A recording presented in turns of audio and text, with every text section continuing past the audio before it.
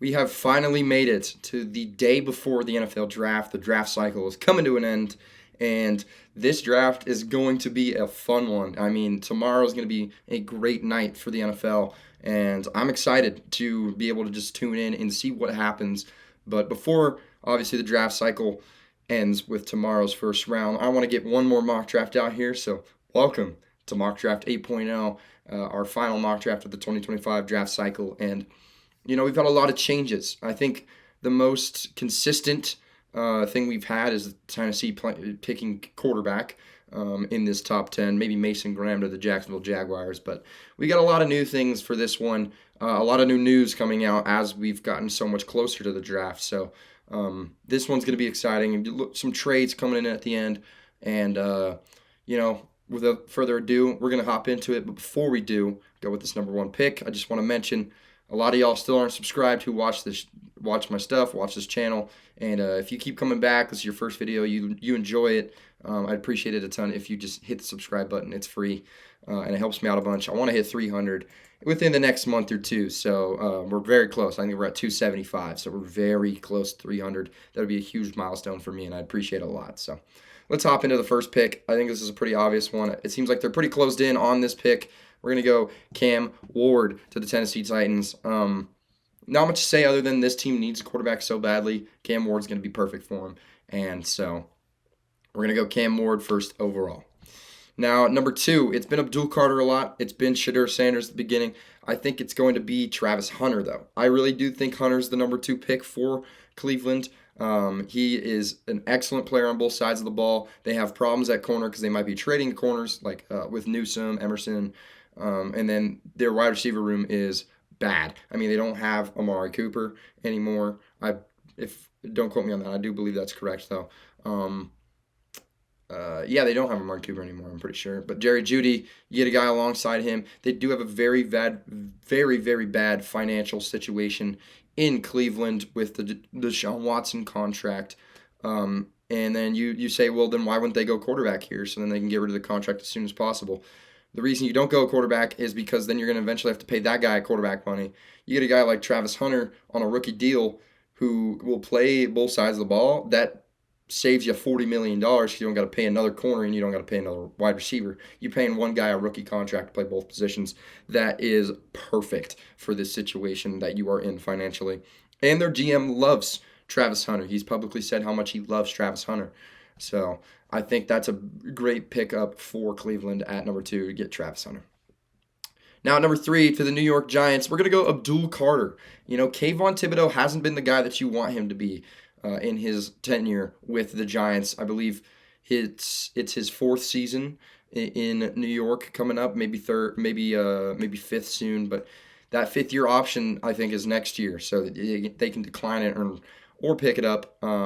Which, with the way that he's been, the injuries, Abdul Carter's looking like a better selection here at number 3. And I mean, it's Abdul Carter. He is an unbelievable athlete. I think it's hard to pass up on a guy like him, and that just makes that defense in New York that much scarier. Brian Burns, Abdul Carter, and Dexter Lawrence on the defensive line. Now, moving on to pick number 4.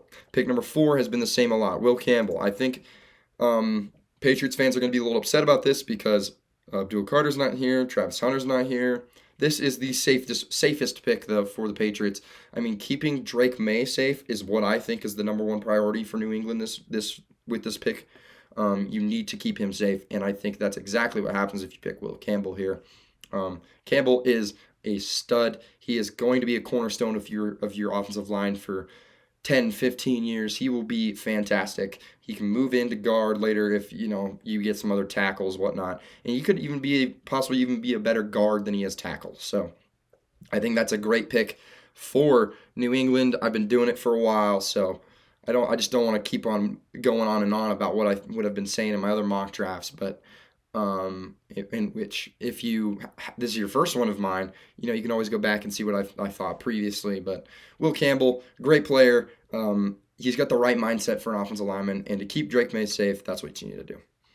Now, at number 5 to Jacksonville, I've been doing Mason Graham as my pick here a ton.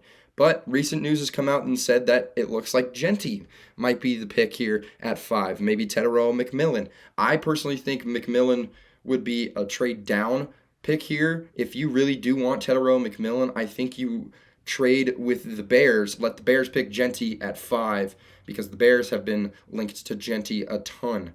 Have been linked to Genty a lot. I think Ben Johnson would really like a guy like Genty, and then you get yourself Tetairoa McMillan at 10. And so, with that being said, I'm actually going to do this trade. I do really think that this trade's possible. I think that now I'm not going to get into logistics. I'm not too good with the whole mock trades and whatnot, but so I won't get into too much logistics. Trading from 5 to 10 is going to cost you more than just your first rounder. But for me, I'm not very good with the whole trade thing, so I just kind of just do the one for ones. I do think it's going to take some day twos, maybe a day 3 from Chicago. It's gonna take more. So, but Chicago will find a way to trade up to 5, and I think Chicago here picks Ashton Genty, and I think that's just perfect for what Ben Johnson wants to do. You know how valuable he thinks running backs are. You saw what he did in Detroit. Now he's got Swift. Swift, right? Yeah. Now he's got Swift and Genty in the backfield. That's a awesome duo to work with for the new head coach. Now that kind of screws over the Raiders though, because the Raiders would have really liked to be able to pick Ashton Genty at 6. And what that means for me is I think that a lot of reports have said don't be surprised if the Raiders go Armand Membou or Mason Graham. Now, with that being said, who do I like more to the Raiders? My answer is Mason Graham. You did just pay Christian Wilkins the previous offseason. You paid him a fat contract.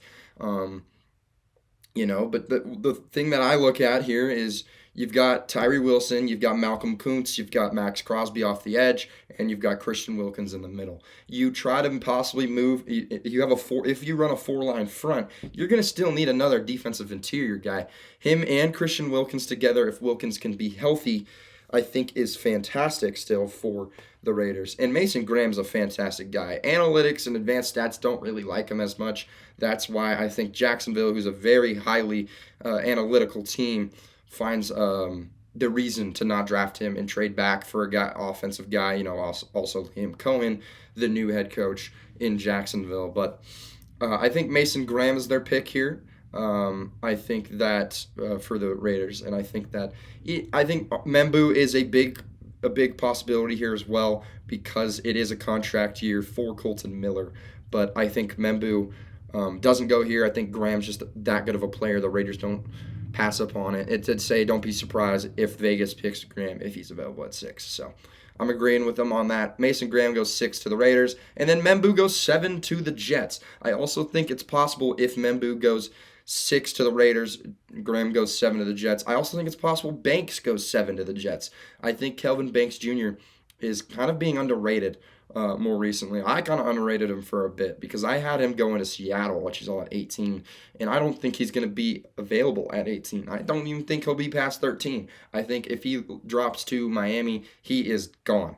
He's not going to be there anymore. Miami loves Kelvin Banks Jr. So, anyways, Armand Membou, I think tackle is just a very good investment for the Jets. Pass catcher is a very big problem as well. Tyler Warren, don't be surprised if he gets picked here. Or Tetairoa McMillan. I think Tyler Warren would be the better pick for New York, but if they were to go pass catcher. But I'm going to go Armand Membou here. The reason I will do that is you just got to protect Justin Fields. You saw what happened to him in Chicago. He just had no time, and he wasn't able to really do things for Chicago. So I think that you go Armand Membou here. Focus on that offensive line that is just getting depleted. I mean, they've got a lot of problems, and I think that you pick a tackle in Membou here, you're able to possibly get in the second round a guy like Alec Iomaner, Jaden Higgins, or Jack Beck, or you go, Jaden Royals in the third round if he's there. But yeah, we'll go Armand Membou, pick 7, which means pick 8. This is one of my sure picks if he's here. It's Jalen Walker to the Panthers. Not much to say. He can play off ball, he can play off the edge. The Panthers 100% need a guy that can play off the edge, and that's exactly what Jalen Walker can do. And then his versatility is just what's unbelievable. His athleticism, unbelievable. This is a perfect pick for Carolina. I think Carolina's jumping for joy if they can get a guy like this Don't be surprised if they go for a guy like Teterow McMillan, though. They could possibly go 2 years back to back on a wide receiver in the first round, with obviously them trading up one pick to get Xavier Legette at the end of the first round last year.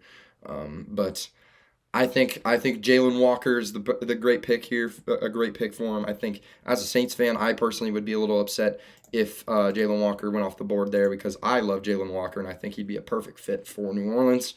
But going into New Orleans' pick, if Graham's here at 9, he's 100% a Saint. But he's not. So we're gonna go Mykel Williams. He is a raw athlete. He's only 20 years old. He's very talented, and I think some things that I've been seeing, I know Todd McShay said it, is Mykel Williams to the Saints would be big for New Orleans because Cam Jordan is getting close to retiring. And, Cam Jordan his 1 year deal on his 15th season, if he is to retire, can really kind of shape Mykel Williams into an NFL star. So I think that's kind of what they do here. Brandon Staley, I think, would love a guy like him. His versatility off the edge would be great, and that's why I've been loving Jalen Walker in New Orleans, is because of that versatility. But now I'm going to go Jalen Walker to the Panthers and then Mykel Williams to the Saints. Williams is a absolutely phenomenal guy off the edge, and I think that he is a very raw prospect like Trayvon Walker, which I have said numerously over and over again. So, but we'll go Mykel Williams there at number 9. Now, at number 10 to the Jacksonville Jaguars, we traded back for a reason. That's because we want Teterow McMillan. And something that I would love to see is, you look at a guy like Trevor Lawrence, who's their quarterback, who did so good with big receivers at Clemson in college, like T. Higgins. And, something that I saw earlier is if Teterow McMillan gets drafted to Jacksonville, I think a perfect way to compare this new duo of McMillan and Brian Thomas Jr. is you got your younger version, which is funny because this other version is really young. You got a young rookie contract version of Jamar Chase and T. Higgins. Brian Thomas Jr. is your Jamar, and Teterow McMillan's your T. Higgins. That is perfect for Jacksonville. I think if they get a guy like McMillan, obviously Christian Kirk's gone, and they just have such a big problem at wide receiver. Giving Trevor Lawrence another guy in Teterow McMillan makes that offense so dangerous with a guy like Liam Cohen, who, worked with Mike Evans and has, obviously, Mike Evans is Mike Evans. You give him now Teterow McMillan, I think you're good, man. You're really good. You're in a really good spot. So Teterow McMillan to 10, I think, is a great pick for Jacksonville. They'll trade down. The Bears get what they want in Genty. The Jaguars get what they want in Teterow. And it's a match made for both of them. Now, at number 11, this one was difficult for me because I love Shamar Stewart. I think he's one of the best edge rushers in the class. I love Walter Nolan as well. But for me, I personally really do like buffing up the interior in San Fran. I would really like if Mason Graham was at 11 if I was a Niners fan. But looking at the options on the board, I personally just think Walter Nolan's the best pick here. I think he'll definitely rise up more than what you'll expect him to. I don't think people are going to expect him to rise up as much as they would have thought originally. So I'm going to go Walter Nolan here, though, because, they got to buff up that D-line. I think that D-line gets buffed up. That's their number one priority as well. I don't think tackles are number one priority. I don't see Kelvin Banks going here. I think that D-line is what needs the most work. Maybe you see a corner go there, but I think they would have to trade back. I don't think Jahdae Barron or Will Johnson's their pick at 11. So now at number 12 to Dallas. Dallas is a little bit questioning now. Has a little bit of a question now. They want Teterow McMillan. They don't get him. Guess what? They get Matthew Golden. Matthew Golden is a stud. He's the fastest receiver in this draft. And you have Lamb, you have CeeDee Lamb. Now you got Matthew Golden. That helps Dak Prescott out a lot. Your running back situation is still a big question mark. Hopefully in round 2 you get a guy like Travion, Cam Scadaboo, something like that. Amarian Hampton if he falls to round 2. But I'm going to go Matthew Golden to the Cowboys and really just be able to solidify a better offense in Dallas. So now at 13, I already said it previously, but Kelvin Banks Jr. to Miami. Miami 100% loves Kelvin Banks Jr., it sounds like, and I think Kelvin Banks Jr. is a great pick for the Dolphins at 13. You know, their offensive line with Teron Armstead saying, hanging it up. Their offensive line also just not the greatest. They want to keep Tua healthy, because you invest so much into in that offense. But Kelvin Banks Jr. at 13 is a really good pick. I think that Jahdae Barron or Will Johnson's also a good pick with this whole Jalen Ramsey situation going on in Miami. But Kelvin Banks Jr. is one of the best linemen in this draft. He arguably is the best true tackle. He could also move into guard. I think he's the best true tackle in the draft. So I think that 13 is honestly a really good place for him in Miami. So don't be surprised if a guy like Tyler Warren goes 13 as well. But 14 to the Colts, this is a dream for them. Tyler Warren, you tried to trade up for Brock Bowers last year, you didn't get him. This year, you don't pass up on Tyler Warren. They haven't drafted a first-round tight end since Dallas Clark, and Dallas Clark was fantastic. Now you got a guy like Tyler Warren, who's also fantastic.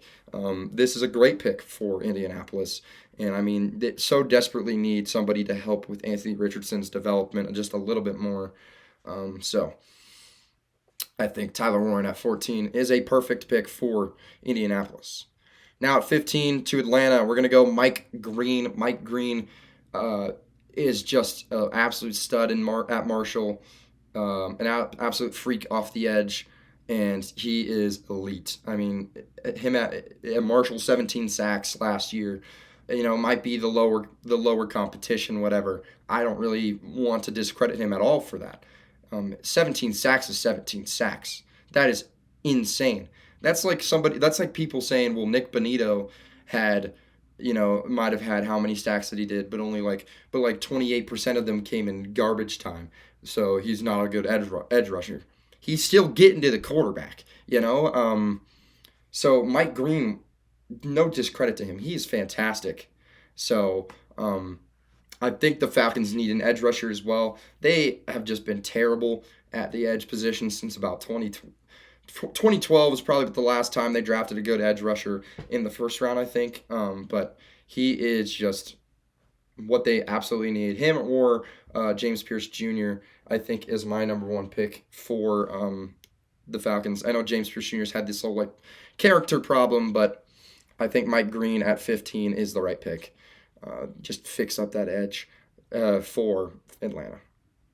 Now at 16 to the Cardinals, Jahad Campbell's in play here. I think Jahad Campbell would be a really good pick for Arizona. They've been talking about it a little bit more. They like him a lot. But I'm going to go Will Johnson at 16. I just think Will Johnson is a well-crafted corner. Despite not seeing him all last season, he did have miss a lot of games. He is just well built. He's a great archetype for a pro-ready corner, and he just shuts down one half of the field. 2 interceptions last year in his shortened season, and both were pick sixes. He's also a great playmaker, as you can tell with those pick sixes. So I think Will Johnson's a fantastic pick for Arizona at 16. I think there is a possibility he goes earlier, but I think with some teams needing some more needs, he falls to 16, and I think Arizona's really happy about that. So here at pick 17, I'm going to go with edge rusher. It's the Bengals. They have murky water with this whole Trey Hendrickson situation. They need to solve that. We're going to go Shamar Stewart, and Shamar Stewart's an absolute behemoth of an edge rusher, and he's also an absolute stud of an edge rusher. So I think that having a guy like Shamar Stewart is, a big solution to this whole Trey Hendrickson situation for a team like Cincinnati. But this team's got a lot of problems defensively. I could see them going maybe Derek Harmon, Kenneth Grant. But in this scenario, we go with Shamar Stewart because it's just, I think, what absolutely needs to happen is finding an edge rusher. Maybe him, maybe James Pierce Jr. I don't know if Pierce Jr. is the best choice for Cincinnati compared to Shamar. So that's why we go with Shamar Stewart. Now, Seattle, I think needs to go offensive line. I'm going to go Gray Zabel from North Dakota State. I think he fits their scheme perfectly. The way that he played his zone scheme at North Dakota State fits how Seattle has had their zone scheme, and I think his ability to move around, played left tackle, is projected to be a starting guard or center. That fits perfectly for a team like the Seahawks, who really do need a guy like that. And once again, I just got to keep saying it sounds so awesome to see Gray Zabels really be noticed more. Gray Zabel's been noticed a lot more after when I made the scouting profile, and obviously it's not because of what I said, but Gray Zabel, I said, is going to be tenacious. Tenacious. He's tenacious, like Thanasis. Tenacious. He'll be physical. I don't care that he's from the Missouri Valley Conference. He is a stud, and he has the potential to be your future offensive guard, center, offensive tackle if you leave him there. He's fantastic. Great pick for Seattle, I think, if they get him. If not, you go for maybe an edge rusher here, but I think guard is the number one priority. So I'm going to go Gray Zabel, Seattle. And then Tampa Bay, he's been linked to him a lot. It's Jihad Campbell. Jihad Campbell in Tampa Bay would honestly make me a little upset as a Saints fan, but they have a linebacker situation that could use some youth in Tampa, and who better than Jihad Campbell to do that? A lot of people actually see him as a top 10 to 12 prospect in this draft, but there is like a little bit of a health concern, which I've heard, which is why he might be dropping, and that's why I've been seeing, like Todd McShay said, if he gets cleared by the Cardinals, I wouldn't be surprised seeing the Cardinals pick him at 16. I just think the Cardinals need corner more, and then Jihad Campbell being so heavily linked to Tampa Bay, him and Izaraku. I just think Jihad Campbell's the right pick here for Tampa Bay. Even though edge rusher is a big need, Jihad Campbell's just such a good player, and with the links to the squad, I think it's hard to pass up on Jihad Campbell at 19. Now at 20 to Denver, I think Denver's a little upset because I originally had them going Matthew Golden. Now you look at the wide receivers still available. You could go wide receiver. You could go defensive interior. You could go running back. You go Marion Hanson here. But I'm going to go Emeka Egbuka. This dude is fantastic. Cortland Sutton, a great receiver on the outside. You get Egbuka to put in the slot. This team is deadly with Bo Nix. I mean, that is such a good roster. You focus running back in the second or third. Try to get a guy like maybe Quinshon Judkins, Caleb Johnson. I mean, let's look at him right now. Dylan Sampson. I think Travion Henderson's going to be the third running back off the board right behind Amari and Hampton. But Emeka Egbuka is a great player, a selfless player, and that is something that will fit perfectly in Denver. Even though they just signed Evan Ingram, I could see Loveland still going. He is a great player. I think there's a world where if Warren goes 7 to the Jets, Loveland goes 14 to the Colts. So, but in this situation, Egbuka 20 to the Broncos. Now 21 to the Steelers. Tomlin likes Shedeur Sanders. Do I go Shedeur Sanders here? No, I'm gonna go Derek Carman. I think stuffing up that interior, would be a really good decision. They're known for always having a very good defense. Derek Carman is a stud in the interior. I wish I would have gotten to a draft profile on him. I wanted to do one on him, but he's great. Cam Hayward's getting older and older and older. So you need to find a solution for that, and I think Derek Carman just does that and beefs up and even just keeps beefing up a Steelers defense that has been good for so long. So now at 22 to the Chargers, it's a no-brainer. I go Colston Loveland. Kenneth Grant could be a pick here as well at 22. I'm going to go Loveland. I think it's the fact that he's still here is beautiful. I mean, Harbaugh gets his Michigan guy, and Herbert gets another pass catcher. So not much to say there, except Loveland's an absolute stud, and at 22, that is a steal for a guy like him. Now 23 to the Green Bay Packers. I'm going to go Jahdae Barron here. I think Barron is a good solution for this whole Jair Alexander situation going on, whatnot. You also just need help at corner. Even when last year. It was like Jair Alexander's your only good corner. And Jahdae Barron just that. He's athletic. He's a very physical corner. Reminds me a little bit of Terrion Arnold last year. Very physical, but that could lead to penalties. Very handsy.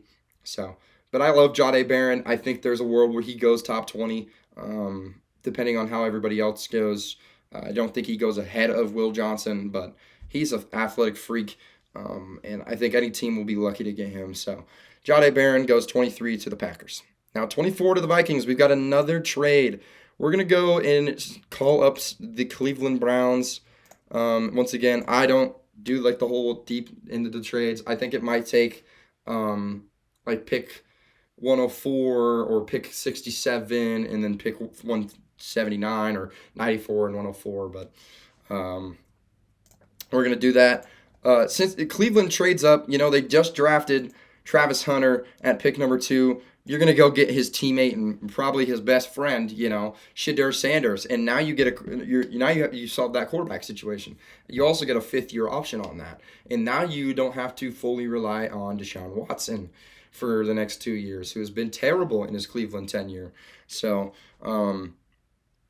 I think it's reasonable. Minnesota, I think goes Kenneth Grant here, but in this mock draft, you'll see I don't think Kenneth Grant, and I think Kenneth Grant finds a way out of the first round with what I've got going on, and I think Minnesota's fine with knowing that, hey, none of these teams really look like they need a defensive interior guy like Kenneth Grant. He's still on the board. Let's call up, Cleveland or New York, who really wants a quarterback. Say, hey, you can come take our pick. You give us more capital for a team like the Vikings, who I believe only has 4 picks in this year's draft. It's reasonable to trade out, get some picks, and really be able to build up some draft capital, build up a better team. So, and then Shedeur obviously goes to Cleveland, and now he's got a 5-year deal or a 5th-year option, and now he's playing with his best buddy Travis Hunter. So, now at 25 to the Texans. Offensive line overhaul. We're going to do it again. Tyler Booker, offensive guard from Alabama. They did trade Laremy Tunsil away, so a lot of people say, oh, maybe Josh Simmons. I don't think he fits what they want to do here. I think that offensive interior is the big need, because even when they had Laremy Tunsil, that was such a big problem. And so that's why I'm going to go Tyler Booker here. That offensive line just needs help. Keep Stroud safe. I think he had 14. He was sacked 14 more times than last season, or his rookie season compared to last season. So we'll go Tyler Booker at 25.